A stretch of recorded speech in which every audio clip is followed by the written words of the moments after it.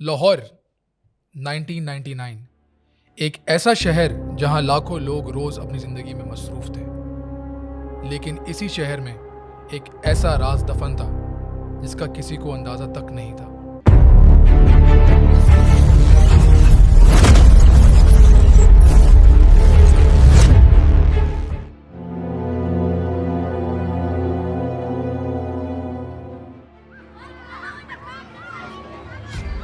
महीनों तक बच्चे गायब होते रहे। कुछ घरों में इंतजार होता रहा, कुछ माओं ने पुलिस का चक्कर लगाया और कुछ बच्चे जैसे हवा में गायब हो गए। फिर एक दिन पाकिस्तान के सबसे बड़े अखबारों में से एक अखबार को एक पैकेज मिला। उस पैकेज में सिर्फ एक कन्फेशन नहीं था, उसमें तस्वीरें थीं, रिकॉर्ड्स थे, डेट्स थीं और एक ऐसी कहानी थी जो पूरे मुल्क को हिलाकर रख देने वाली थी। एक शख्स दावा कर रहा था, मैं 100 बच्चों को मार चुका हूं। लेकिन सबसे खौफनाक बात यह नहीं थी। सबसे खौफनाक बात यह थी कि शायद वो सच बोल रहा था।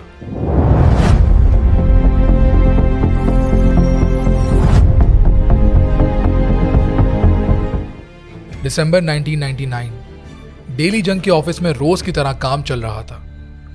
फोन्स बज रहे थे, रिपोर्टर्स डेडलाइंस मीट करने में लगे हुए थे और एडिटर्स अगले दिन की हेडलाइंस फाइनलाइज कर रहे थे। लेकिन उस दिन एक पैकेज आया और ये पैकेज बाकी तमाम पैकेजेस से मुख्तलिफ था। शुरू में किसी ने उसे खास अहमियत नहीं दी, लेकिन जब उसे खोला गया तो अंदर जो था उसने न्यूज़ रूम की फिजा ही बदल दी। एक कन्फेशन, लेकिन सिर्फ कन्फेशन नहीं, एक पूरा रिकॉर्ड, एक ऐसा रिकॉर्ड जो किसी भी इन्वेस्टिगेटिव ऑफिसर को हिला कर रख दे। पैकेज के अंदर फोटोग्राफ्स थी, विक्टिम्स की तस्वीर थी, नोट्स थे, रिकॉर्ड्स थे, डेट्स लिखी हुई थी, लोकेशंस लिखी हुई थी और एक डिटेल डायरी थी। 32 पेजेस, 32 सिफात, हर सफ़े पे एक कहानी, हर सफ़े पे एक नया नाम, हर सफ़े पर एक नई दहशत। पैकेज भेजने वाला शख्स अपना नाम लिखता है, जावेद इकबाल, और फिर वो एक जुमला लिखता है जो कि पाकिस्तान की क्रिमिनल हिस्ट्री में हमेशा के लिए रजिस्टर हो जाता है, मैं 100 बच्चों को मार चुका हूं। न्यूज़ रूम में मौजूद लोगों के लिए ये यकीन करना मुश्किल था। कोई इंसान इतना बड़ा क्लेम कैसे कर सकता है? क्या ये किसी पागल आदमी की फैंटेसी थी? क्या ये अटेंशन हासिल करने का नया तरीका था? या फिर वाकई लाहौर में कोई सीरियल किलर मौजूद था? लेकिन जावेद इकबाल ने सिर्फ क्लेम नहीं किया, उसने डिटेल्स दी, ऐसी डिटेल्स जो किसी रैंडम शख्स के पास नहीं हो सकती थी। और फिर उसने एक और बात लिखी, एक बात जो उसकी सोच और उसके डर दोनों को जाहिर करती थी। उसने कहा था कि वो सीधा पुलिस के पास नहीं जाएगा, क्योंकि उसे यकीन था कि पुलिस उसे फेक इनकाउंटर में मार देगी। इसीलिए उसने मीडिया को चूज किया, इसीलिए उसने अपनी कहानी अखबारों तक पहुंचाई और इसीलिए अब पूरा पाकिस्तान उसकी तरफ देखने वाला था। लेकिन यह सिर्फ शुरुआत थी, क्योंकि पैकेज में मौजूद रिकॉर्ड्स एक और भी ज्यादा डरा देने वाला सवाल पैदा कर रही थी। अगर ये सब सच था तो 100 बच्चे गायब कैसे हो गए और किसी को पता क्यों नहीं चला?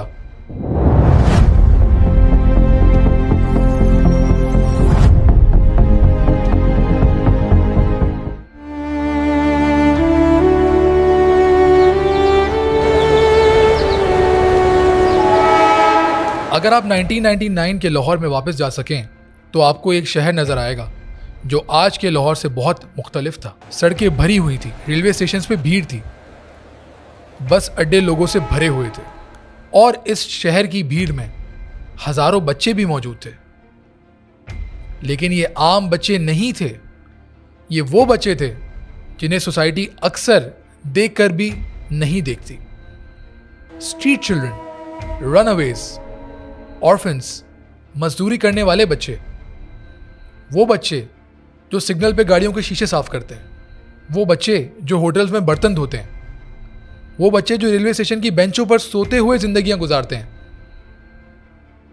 और सबसे दुख की बात, इनमें से बहुत से बच्चों के गायब होने पर कोई नेशनल अलार्म नहीं बजता था। सोचिए, अगर आज किसी मिडिल क्लास फैमिली का बच्चा गायब हो जाए तो घर वाले पुलिस स्टेशन पहुंच जाते हैं, सोशल मीडिया पर कैंपेन्स चलना शुरू हो जाती हैं, न्यूज़ चैनल कवरेज देना शुरू कर देते हैं, लोग ढूंढना शुरू कर देते हैं। लेकिन 1999 में ऐसे बहुत से बच्चे थे जिनके पास ये सब कुछ नहीं था, और इसी वजह से उन्हें जावेद इकबाल का परफेक्ट टारगेट बना दिया गया। पुलिस रिकॉर्ड्स और मीडिया रिपोर्ट्स के मुताबिक जावेद इकबाल ने अक्सर उन बच्चों को टारगेट किया जो ऑलरेडी सोसाइटी के मार्जिन्स पे थे, वो बच्चे जिनके लिए कोई इंतज़ार करने वाला नहीं था, जिनके मिसिंग होने पर सवालात कम उठते थे। और ये बात इस केस को और भी मज़ीद हॉरिफाइंग बना देती है। लेकिन हर विक्टिम की कहानी एक जैसी नहीं थी। कुछ बच्चे रनअवे थे, कुछ घर से नाराज़ होकर निकले थे, कुछ मजदूरी करते थे, और कुछ के वालिदैन ने उनकी तलाश भी की। लेकिन रिपोर्ट्स के मुताबिक कई केसेस में मिसिंग रिपोर्ट्स बहुत देर से फाइल की गई।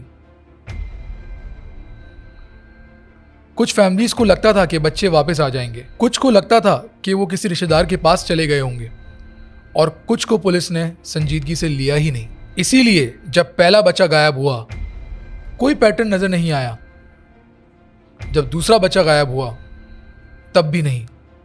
जब तीसरा, चौथा, 10वां, 20वां, तब भी किसी ने ये नहीं सोचा कि लाहौर में शायद कोई सीरियल प्रेडेटर एक्टिव है, क्योंकि हर केस अलग नजर आ रहा था। हर फैमिली अलग थी, हर लोकेशन अलग थी, और इसी फ्रेगमेंटेशन ने किलर को वक्त दिया, बहुत ज़्यादा वक्त। और जब हम इस केस को देखते हैं तो सबसे पहला सवाल यही पैदा होता है, आखिर किसी को पता क्यों नहीं चला? और जवाब शायद उतना कॉम्प्लिकेटेड नहीं जितना हम समझते हैं, क्योंकि जब विक्टिम सोसाइटी के सबसे वल्नरेबल लोग हों तो उनकी आवाज़ अक्सर सबसे पहले दबा दी जाती है। और 1999 के लाहौर में यही हो रहा था। लेकिन फिर इन्वेस्टिगेशन के दौरान एक और खौफनाक बात सामने आई। ये बच्चे रैंडम तौर पे सेलेक्ट नहीं किए जा रहे थे। रिपोर्ट्स के मुताबिक किलर के पास एक मेथड था, एक सिस्टम था, और हर नए विक्टिम के साथ वो और ज़्यादा कॉन्फिडेंट होता जा रहा था। लेकिन सवाल ये है, ये शख्स था कौन और इसके जहन में क्या चल रहा था? अगला चैप्टर उस आदमी की कहानी जिसका नाम पूरे पाकिस्तान को हिला देने वाला था।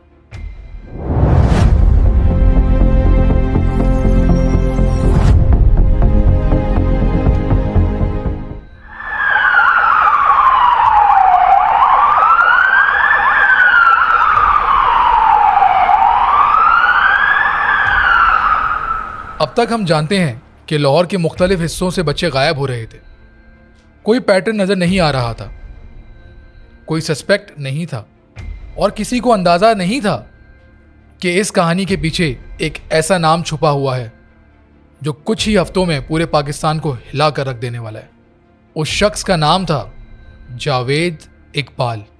लेकिन सवाल यह है, आखिर जावेद इकबाल था कौन और उसने ये सब क्यों किया? जावेद इकबाल कोई प्रोफेशनल क्रिमिनल मास्टरमाइंड नहीं था, ना ही वो किसी ऑर्गेनाइज्ड गैंग का लीडर था। बाहर से देखने पर वो लाहौर के हजारों आम लोगों जैसा ही लगता था, लेकिन इन्वेस्टिगेटर्स के मुताबिक उसके अंदर कुछ और ही चल रहा था, कुछ ऐसा जिसका अंदाजा उसके आसपास के लोगों को भी नहीं था। केस के दौरान जावेद इकबाल ने एक क्लेम किया, एक ऐसा क्लेम जो बाद में इस पूरे केस का सबसे कंट्रोवर्शियल हिस्सा बन जाएगा। उसका कहना था कि वो पुलिस से इंतकाम लेना चाहता था। रिपोर्ट्स के मुताबिक उसने दावा किया कि पहले के पुलिस इनकाउंटर्स और अरेस्ट ने उसके अंदर नफरत पैदा कर दी थी, और फिर उसने फैसला किया कि वो सोसाइटी को दर्द देगा, ऐसा दर्द जो पूरे मुल्क को महसूस होगा। उसने एलिजिडली इन्वेस्टिगेटर्स को बताया, मैं 100 माओं को रुलाना चाहता था। लेकिन यहाँ एक बात समझना बहुत ज़रूरी है, ये उसका क्लेम था, उसका अपना बयान, और आज भी एक्सपर्ट्स डिबेट करते हैं कि क्या यही उसका असल मोटिव था या फिर वो अपने क्राइम्स को जस्टिफाई करने के लिए कुछ भी बोल रहा था।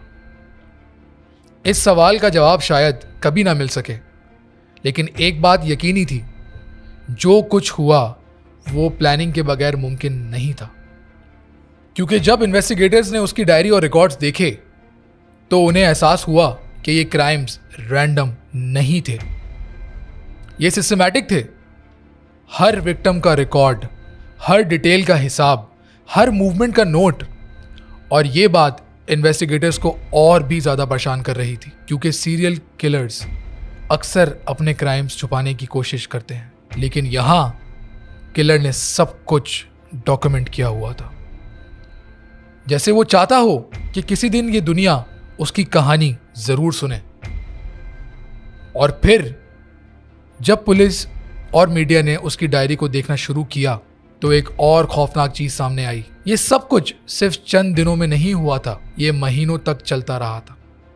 जून 1999 से लेकर नवंबर 1999 तक रिपोर्ट्स के मुताबिक विक्टिम्स एक के बाद एक गायब होते रहे और किसी को अंदाजा तक नहीं हुआ। सोचिए, अगर कोई शख्स वाकई ये सब कर रहा था तो वो बच्चों को अपने पास कैसे लाता था, उनका भरोसा कैसे जीतता था, और लाहौर के रावी रोड पर मौजूद उसके घर के अंदर आखिर होता क्या था? ये वो सवाल थे जिनके जवाब इन्वेस्टिगेटर्स को उस वक्त मिले जब उन्होंने कन्फेशन के बाद उसके घर की तरफ रुख किया। और जो कुछ वहां मिला उसने पूरे मुल्क को शॉक में डाल दिया। अगला चैप्टर, पाकिस्तान से सबसे नोटोरियस क्राइम सीन की कहानी।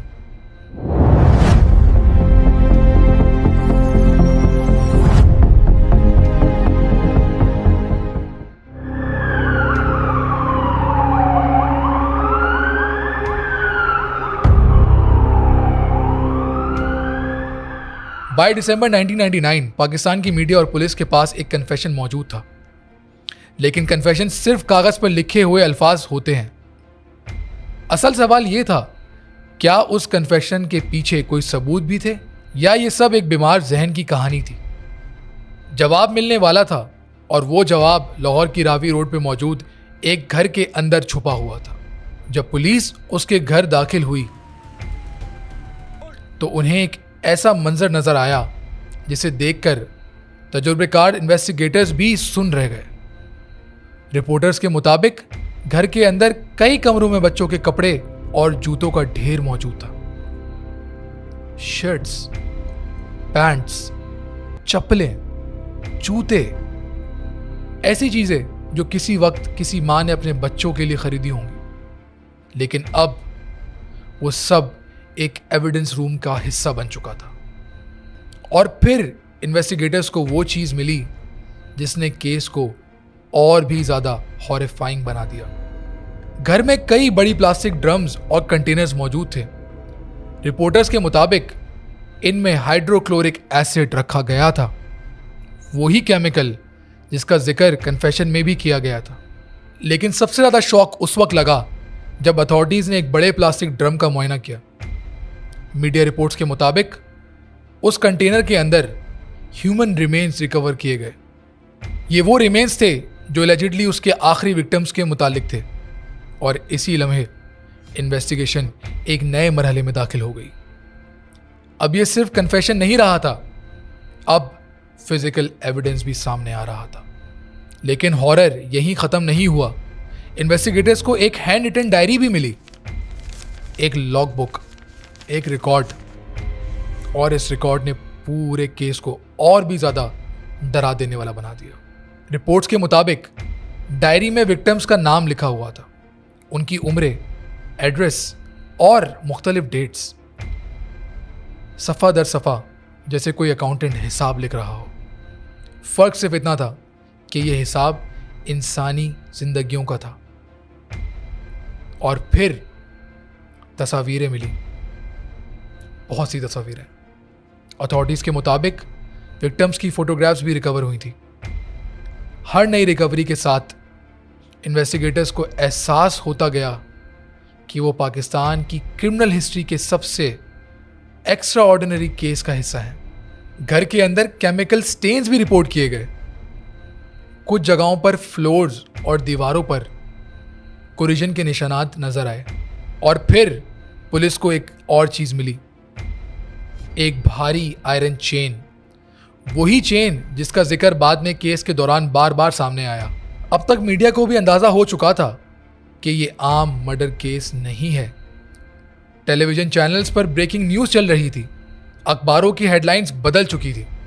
पूरे पाकिस्तान में एक ही नाम गूंज रहा था, जावेद इकबाल। लेकिन सबसे शॉकिंग बात यह थी कि जब पुलिस उसे ढूंढ रही थी, वो कहीं छुपकर बैठा हुआ नहीं था, बल्कि वो खुद सामने आने वाला था। और जब वो सामने आया तो उसने ऐसी बातें कही जिन्होंने पूरे मुल्क को हिला कर रख दिया।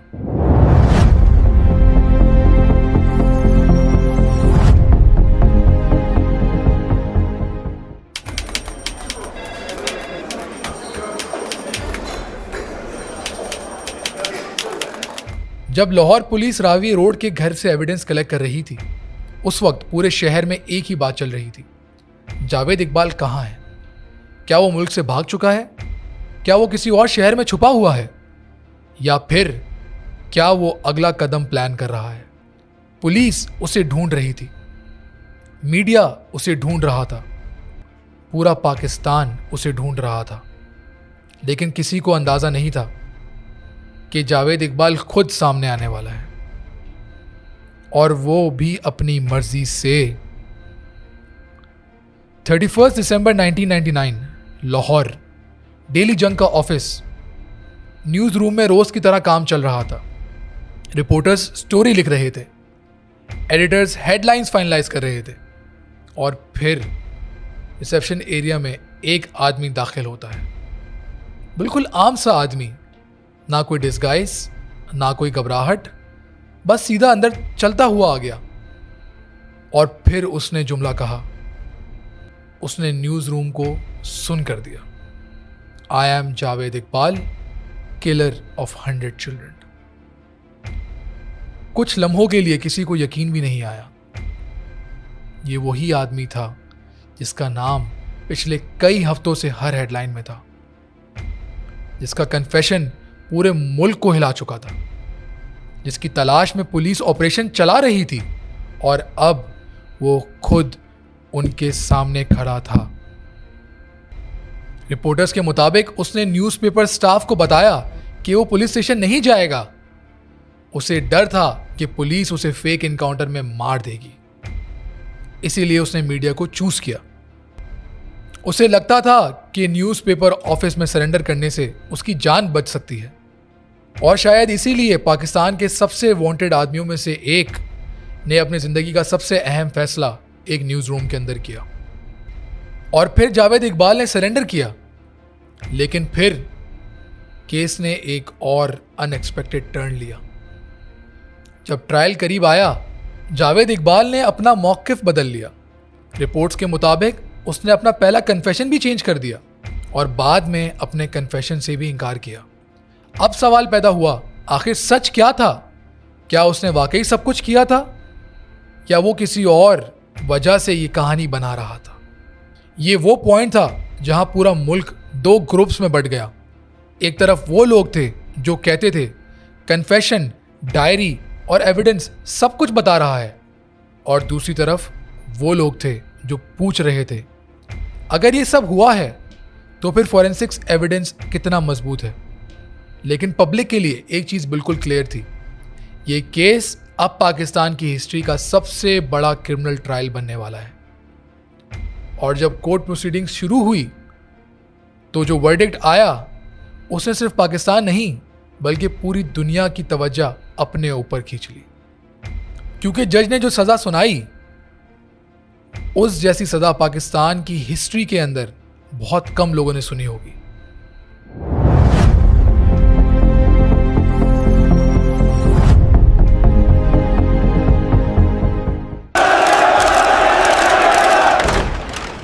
बाय द ईयर 2000 ये केस सिर्फ लाहौर का केस नहीं रहा था, ये पूरे पाकिस्तान का केस बन चुका था। हर न्यूज़पेपर इस पर लिख रहा था, हर टेलीविजन बुलेटिन में इसका जिक्र होता था और हर नई अपडेट के साथ आवाम का गुस्सा बढ़ता जा रहा था। कोर्ट रूम के बाहर भीड़ जमा होती थी। जर्नलिस्ट रोजाना अपडेट्स का इंतजार करते थे और अंदर पाकिस्तान के सबसे कंट्रोवर्शियल क्रिमिनल में से एक का ट्रायल चल रहा था। प्रोसिक्यूशन का कहना था कि कन्फेशन, डायरी, रिकवर्ड एविडेंस और इन्वेस्टिगेशन फाइंडिंग्स एक ही कहानी सुना रही हैं। डिफेंस की पोजीशन मुख्तलिफ थी। केस के दौरान जावेद इकबाल ने अपनी पहली कन्फेशन से पीछे हटना शुरू कर दिया। उसका कहना था कि वो बेगुनाह है और उसने दावा किया कि उसकी कन्फेशन को गलत समझा गया। अब फैसला कोर्ट ने करना था और पूरा मुल्क इंतजार कर रहा था। फिर मार्च 2000 में वो दिन आ गया। कोर्ट रूम खामोश था। सबकी नजरें जज पर थी और फिर जज अल्लाह बख्श रांझा ने अपना फैसला सुनाया।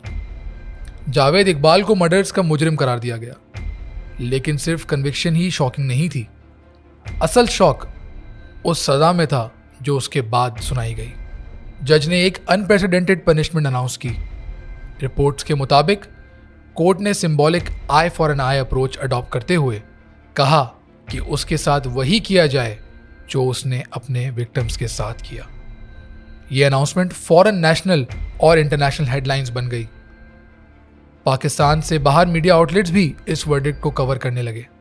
कुछ लोगों ने कहा यह इंसाफ है, दूसरों ने कहा यह इंतकाम है, इंसाफ नहीं। और फिर डिबेट शुरू हो गई, क्या सजा मिलेगी जावेद इकबाल को? पाकिस्तान के इंटीरियर मिनिस्टर ने भी इस वर्डिक्ट पर रिएक्शन दिया। गवर्नमेंट ने सिग्नल दिया कि इस किस्म की पब्लिक पनिशमेंट को इंप्लीमेंट करना मुमकिन नहीं। ह्यूमन राइट्स कंसर्न उठ जाएंगे। लीगल एक्सपर्ट्स ने सवालात उठाए और जल्द ही ये वाज़े हो गया कि कोर्ट की अनाउंस पनिशमेंट उस सूरत में कैरी आउट नहीं होगी। लेकिन इस फैसले ने एक और चीज़ कर दी। उसने जावेद इकबाल के केस को पाकिस्तान की हिस्ट्री से निकालकर इंटरनेशनल हेडलाइंस में पहुंचा दिया। अब दुनिया देख रही थी और दुनिया पूछ रही थी आखिर लाहौर में हुआ क्या था और ये केस इतना बड़ा कैसे बन गया। लेकिन कोर्ट रूम के अंदर एक और डेवलपमेंट भी हुई। रिपोर्ट्स के मुताबिक उसके 17 साल के साथी को भी डेथ सेंटेंस दी गई, जबकि 2 और अफराद को मुख्तलिफ मुद्दतों की सज़ा सुनाई गई। केस ऑफिशियली अपने कंक्लूजन की तरफ जा रहा था, या कम अज़ कम सबको ऐसा लग रहा था, क्योंकि आमतौर पर कहानी यहीं ख़त्म हो जाती है। क्रिमिनल पकड़ा जाता है, ट्रायल होता है, सज़ा सुनाई जाती है और फिर केस बंद हो जाता है। लेकिन जावेद इकबाल का केस एक आम कहानी नहीं थी और इस कहानी का सबसे मिस्टीरियस चैप्टर अभी बाकी था। जब वो जेल में था और एग्जीक्यूशन का इंतजार कर रहा था, तब किसी को अंदाजा नहीं था कि कुछ ही महीनों में एक और शॉकिंग हेडलाइन सामने आने वाली है। ऐसी हेडलाइन जो आज भी सवालात पैदा करती है। अक्टूबर 2001, कोट लखपत जेल और 2 लाशें।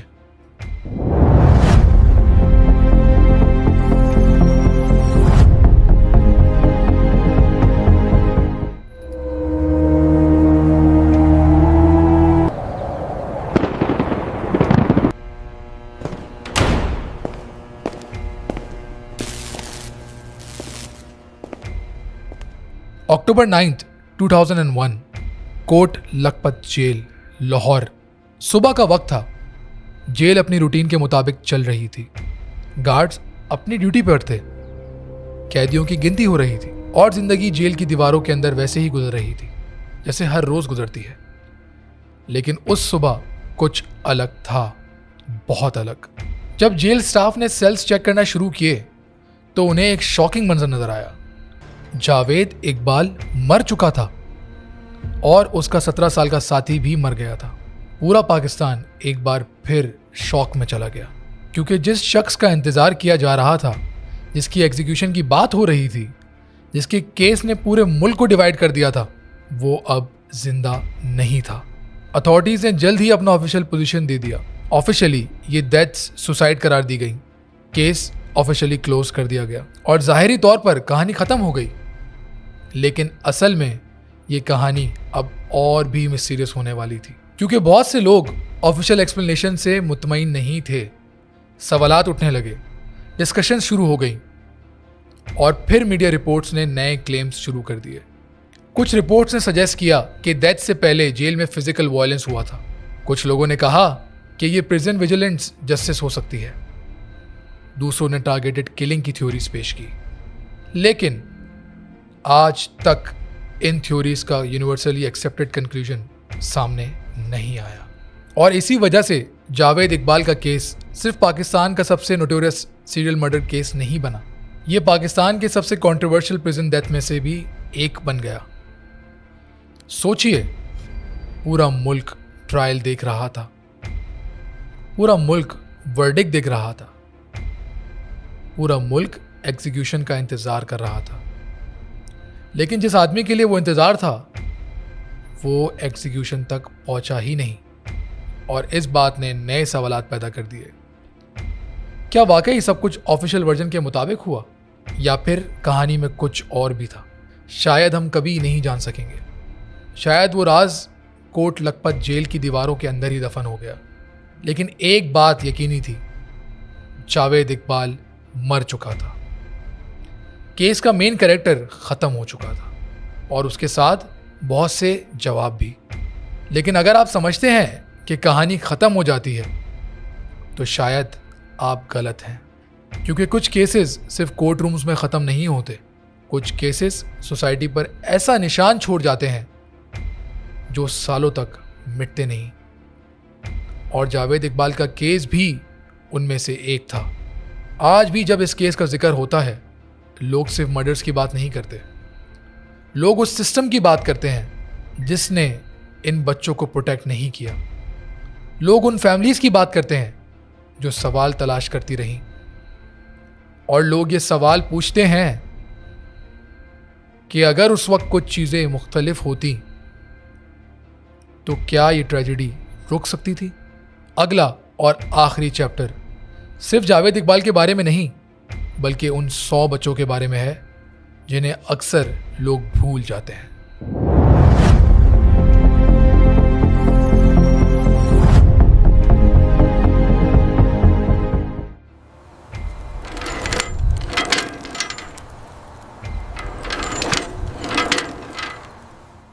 अक्सर जब हम ट्रू क्राइम स्टोरी सुनते हैं तो हम किलर के नाम याद रख लेते हैं, उसका चेहरा याद रख लेते हैं, उसकी कहानी याद रख लेते हैं, लेकिन वक्त के साथ विक्टिम्स धुंधले पड़ जाते हैं। और शायद ये सबसे बड़ी नाइंसाफ़ी होती है, क्योंकि जावेद इकबाल की कहानी असल में उसके बारे में नहीं है। ये कहानी उन बच्चों के बारे में है जो घर वापस नहीं जा सके, उन माँओं के बारे में है जो इंतज़ार करती रहीं, उन बापों के बारे में है जो हर दरवाजे पर दस्तक देते रहे, और उन फैमिलीज़ के बारे में है जिनकी जिंदगियां हमेशा के लिए बदल गईं। जब पुलिस ने रावी रोड के घर से कपड़े और जूते रिकवर किए तो मीडिया रिपोर्ट्स के मुताबिक कई वालिदैन उन चीज़ों की पहचान करने के लिए बुलाए गए। सोचिए, एक माँ के लिए उससे ज़्यादा तकलीफदेह लम्हा क्या हो सकता है कि वो कपड़ों के ढेर में से अपने बच्चे की कमीज तलाश कर रही हो। एक बाप के लिए उससे ज़्यादा मुश्किल चीज़ क्या हो सकती है कि वो उम्मीद और हकीकत के दरमियान खड़ा हो। और शायद इसीलिए ये केस सिर्फ एक क्रिमिनल इन्वेस्टिगेशन नहीं थी, ये पाकिस्तान के लिए एक वेकअप कॉल था, क्योंकि इस केस ने एक ऐसे रियलिटी को एक्सपोज किया जिसके बारे में लोग कम बात करते हैं। Street children, run away children, orphans, वो बच्चे जो हमारे आसपास थे लेकिन हमारी तवज्जो से बहुत दूर थे। जब ये केस सामने आया तो पूरे मुल्क में एक बहस शुरू हुई। क्या हम इन बच्चों की हिफाजत करने में नाकाम हो गए थे? क्या मिसिंग चिल्ड्रन के केसेस को संजीदगी से लिया जाता है? और अगर पहले एक्शन लिया जाता तो क्या ये जिंदगियां बच सकती थी? ये सवालात आज भी रेलेवेंट है, क्योंकि वक्त बदल गया है, लेकिन इन बच्चों की हिफाजत की जिम्मेदारी अब भी हम सब पर है।